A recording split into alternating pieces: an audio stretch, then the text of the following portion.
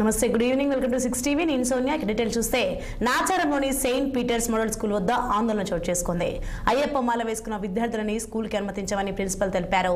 హిందువుల మనోభావాలను కించపరుస్తున్నారంటూ స్కూల్ వద్ద అయ్యప్ప మాల భక్తులు ధర్నా నిర్వహించారు.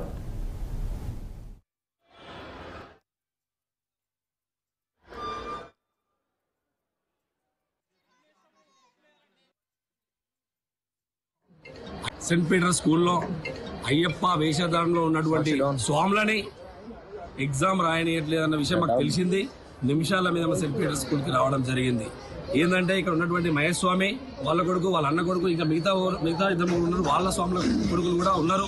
ఈరోజు ఎగ్జామ్స్ ఉన్నాయి, ఎగ్జామ్స్ రాయనియట్లేదు అని చెప్పేసి చెప్తున్నారు. ఎందుకు ఎగ్జామ్స్ రాయట్లేదు అని చెప్పి మేము ప్రిన్సిపల్ మేడం గారిని అడిగాము. అంటే మేము గతంలో కూడా ఇప్పటికి కూడా చెప్తున్నాము. ఈ గతంలో ఒక 2 years బ్యాక్ ఒకసారి జరిగితే మేము వచ్చినాం, అప్పటికప్పుడు అయిపోయిందని చెప్పి నామమాత్రంగా చెప్పింది.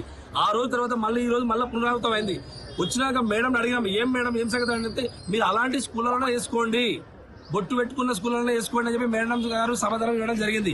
ఆ మేడం మేము అడిగింది ఒకటే మాట, మేడం గారు మీరు ఇలాంటి వాళ్ళనే మీరు చేర్చుకుంటుంటే మీరు ఒక కాలం మెన్షన్ చేయండి.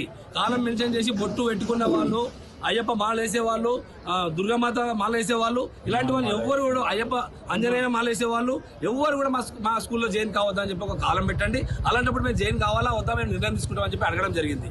అలాంటప్పుడు ఈ రోజు పిల్లలు ఆల్రెడీ ఇప్పుడు మ్యాచ్ గారు చెప్పినట్టుగా వాళ్ళకు డ్రెస్ కూడా వేయొద్దు, ఇప్పటిదాకా డ్రెస్ వేశారు. మేము చెప్పాము ఒకటే మాట, అన్ని స్కూళ్ళలో ఒక రూల్ ఉంటే మీరు మీ స్కూల్లో ఒక రూల్ అని చెప్పి మేము అడిగాము. ఆదివారం నాడు మీ స్కూల్లో ప్రేయర్స్ ఎందుకు అవుతున్నాయి, మిగతా అసలు మాట్లాడాలనుకుంటే చాలా ఉన్నాయి. అయినా కూడా మేము ఎవరి వారికి వదిలిపెట్టినాం. అయ్యప్ప దీక్ష అనేది పవిత్రమైన దీక్ష. 41 రోజు మీకు యూనిఫామ్